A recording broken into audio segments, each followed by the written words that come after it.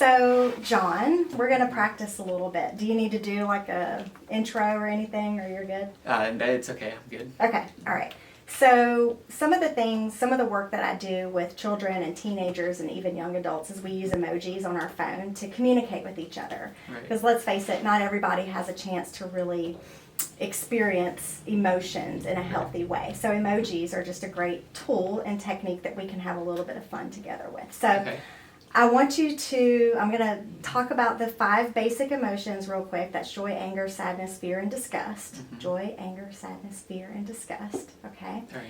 And just the past few days, if you could just show me which emoji would you pick for the emotion that you've been feeling, whether it's today or maybe you were experiencing some stress earlier in the week. Just pick an emoji for me and show it to me.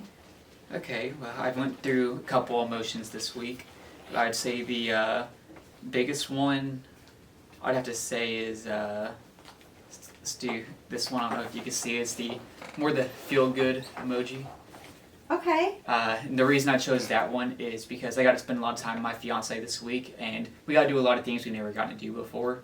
So we got to have a picnic. We got to go out on the lake, and we got to do some cooking together. And she's usually really busy with schoolwork and lab, so I don't really get to see her that much. So I was pretty happy to see her.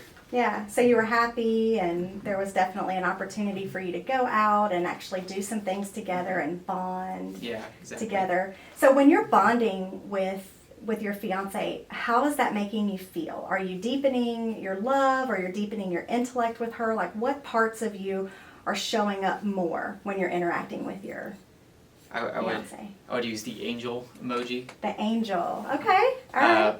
Yeah, it makes me feel a lot more fulfilled. Makes me feel like I'm living the proper life when I'm with her, and that I'm doing something right.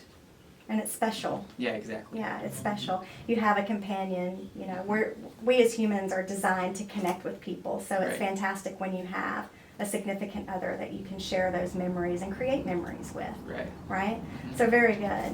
And connecting just in general with people, you can even use emojis, with your fiance as well. If she's really angry and you, let's say that you get in an argument or something like that, right? Mm-hmm. You can give her space, obviously, but then say, show me an emoji of how you're feeling right now.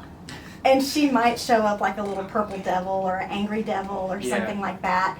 And then just give her a chance to express herself in that way. Okay. And tell her what's the story or have her to tell you the story that's going on in her head. Give her that opportunity to share her story of why she picked that emoji. That's really interesting. I'm going to have to try that. Because, she's got kind of a unique personality, so I think that'd be an interesting experiment with her. Yeah, it's a quirky little thing that you can do. It's different. Yeah. Because usually when people are acting out in anger, the first thing you want to do is just run away from them in most situations. So this gives you an opportunity to just connect in a different and fun way. All right. Well, here, I got one emoji for how I'm feeling, how I know I'm going to be feeling these next 3 days. Okay. And it's this one. Cause, you're blowing steam, so tell me that story. I got to finish my final essay, my 15-page essay this week in 3 days. Yes. So about halfway through it, and I know it's going to kill me.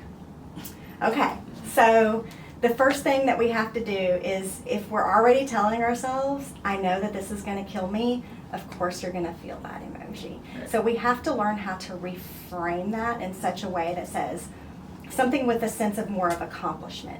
Once I get through this essay, I'm done. Imagine yourself being done, completing it, the relief that you're going to feel from it. Imagine yourself knowing at an expert level the knowledge that you're putting into that essay, and that the content that you're adding to that essay is meaningful, and that it's going to help you to accomplish your goal. All right, I'm going to take that into account, because usually when I write 15-page essays, I'm never looking forward to it, and the entire time I'm procrastinating. Yes.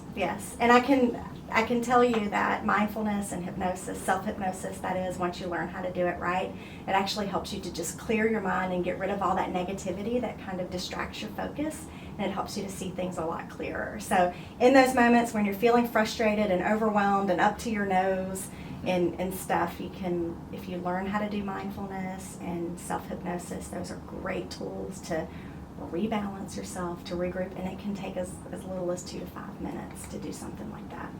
All right. Well, I appreciate it. Yeah, John, I think it's a pleasure. Yeah, I think that's an interesting way to see how your emoji therapy can work and help people out. Yeah. So I want to try it out. So thank you. Yeah, there's a lot more to learn. Right. So, all right. Thanks, John.